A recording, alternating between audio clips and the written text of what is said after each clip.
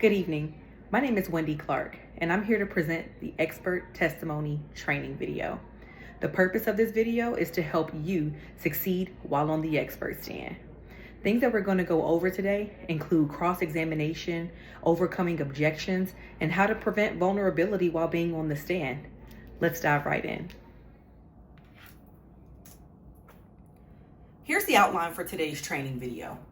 First, we'll go over phases of testimony and testimony preparation, reasons for objection, compound and leading questions, enhancing direct examination, goals for cross-examination, and vulnerability. First, we'll take a look at phases of testimony. First, we have the direct examination, followed by cross-examination, and lastly, the redirect examination. Here in direct examination, also known as examination in chief, is the questioning of a witness by the attorney who called him or her into a court of law. Most of this testimony lays the framework for what is to come and establishes the facts for other witnesses. Direct examination is there to provide evidence that supports facts that either satisfy or negate elements of the attorney's case.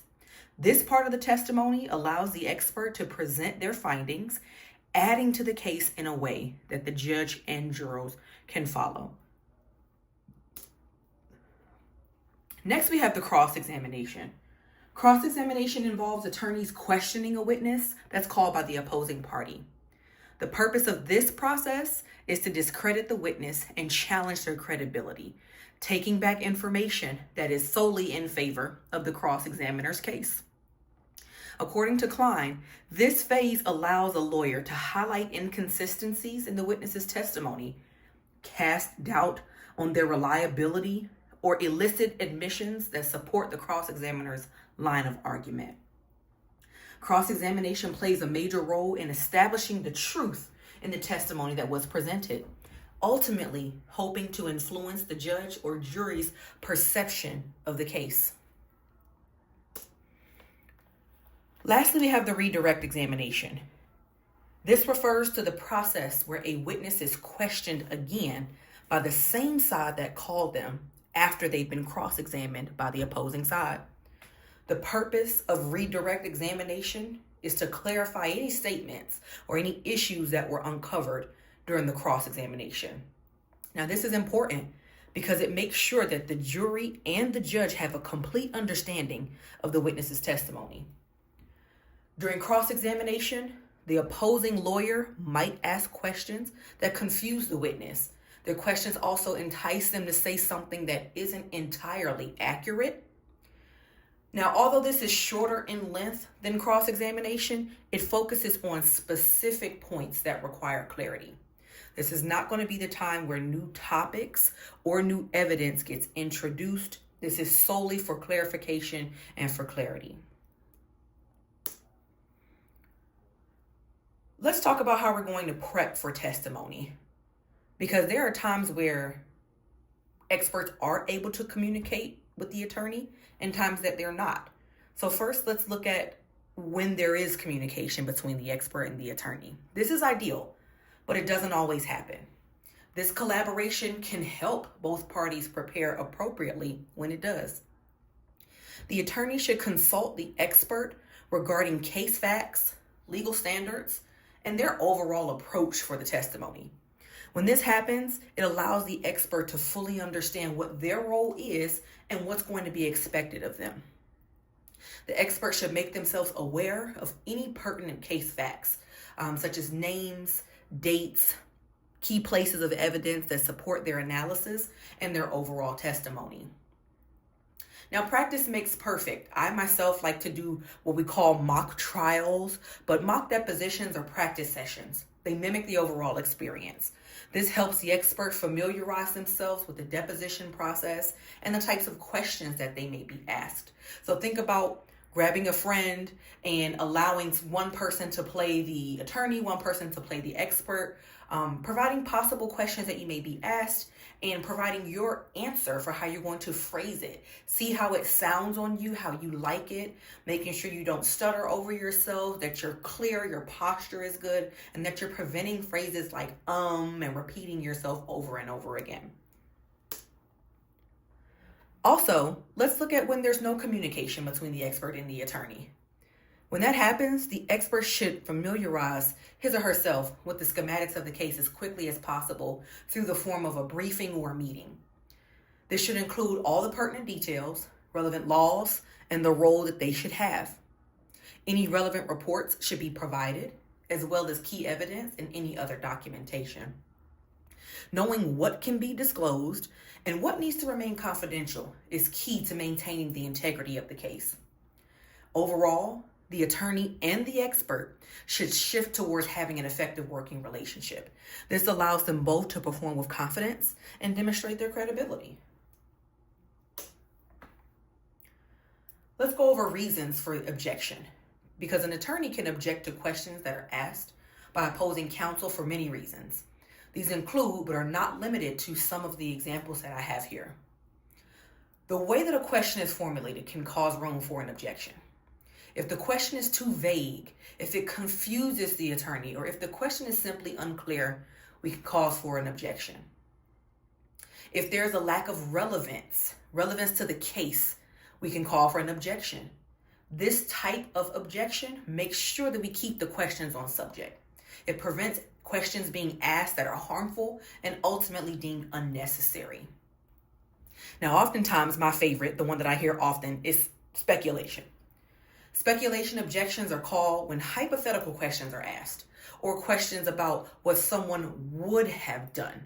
What would you have done in this instance? Or how would you have reacted in the event of this?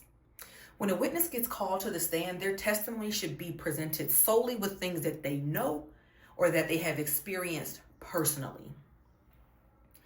Next, if it appears that the expert is being harassed in any type of way, we're going to call for an objection, because anything that's inappropriate and deemed extremely invasive can be seen as harassment.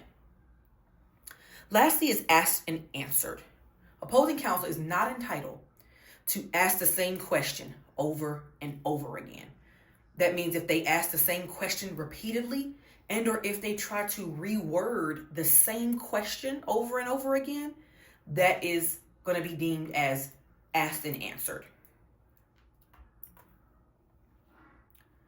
Compound and leading questions. A compound question is one that is going to combine multiple inquiries into one large question. For example, did you see the car that struck the old lady? And were you driving at the same time? These questions are meant to cause confusion for the person who's answering them. Sometimes questions like these don't get answered in their entirety because part of the question may have seemingly be forgotten. If someone is asking a question that has 3 parts, 4 parts, 5 parts, naturally I only may remember one of the questions or 2 of the questions that you may ask, and it may seem as if I'm not answering a piece of your question, but in retrospect, it's loaded. So compound questions have multiple questions built into one. Now, leading questions are ones that imply something in the way that it's asked, or they lead to a specific point. For example, you saw the defendant at the crime scene, didn't you? So these type of questions limit the scope of the witness's answer, and they can also be excluded and cause room for objection because it can be seen as a form of coaching or coercion, and that's from the Legal Information Institute. They state that these type of questions imply an answer. You're basically telling the person that you saw them at the crime scene versus allowing them to answer. When it comes to enhancing the direct examination, in order to enhance it, one would need to ensure that their communication is clear to jurors and that their credibility is established up front. The expert should present his or her qualifications and their findings in a way that's comprehensible. Spewing forensic jargon, medical jargon may not resonate to members of the jury. Remember, these are everyday people. A lot of times your jurors are the moms, the dads, the teachers, your everyday people who don't understand this type of language. You'll want to keep the jury engaged by creating a narrative that can help increase the effectiveness of the expert's testimony. Experts should present their findings in a compelling story format that connects to the case. Now, maintaining eye contact. This is just like a life skill in my opinion, but maintaining eye contact and positive body language are just small things that are going to demonstrate your confidence and foster a connection. Lastly, we want to keep our analysis transparent. If there are any weaknesses in the testimony, the expert should address them immediately. Because if not, this leaves that open leeway for the cross-examine to come on and ask you about that weakness in your testimony. So if you know that something sounded off or you left out detail, go ahead and add detail to that text so that we can prevent cross-examination from just kind of hitting a home run because they know that that was a leak in your testimony. Here are the goals for the cross-examination. Opposing counsel is set out to increase the likelihood of a favorable outcome for their case. They want to diminish the witness's credibility, and they do this by shedding light on inconsistencies between your statements, motive, and exposing biases. They try to control the narrative during cross-examination by phrasing questions a certain way, and they present facts in ways that align with their strategy and their strategy only. The control of the narrative helps them display issues in a way that favors their case. This influences the jury's perception of the witness and the overall message. If the opposing counsel can knock the expert off of their square, it's a home run for them because they aim to force the expert to struggle with questions that ultimately change the way that they get perceived by the jurors. When dealing with vulnerability in cross-examination, we want to try to keep this to a minimum. Maintaining composure at all times is extremely important. You never want to get flustered. You never want to get frustrated or demonstrate poor body language while on the stand. Preparation by understanding all the materials, all the evidence, witness statements, and key documents up front will help increase your overall knowledge and your confidence. Mastering questioning techniques reduce vulnerability as well because you can spot them coming. When you know what leading questions and compound questions sound like, you can help stagger your answer. The expert reserves the right to break down, rephrase, or have questions repeated for their understanding.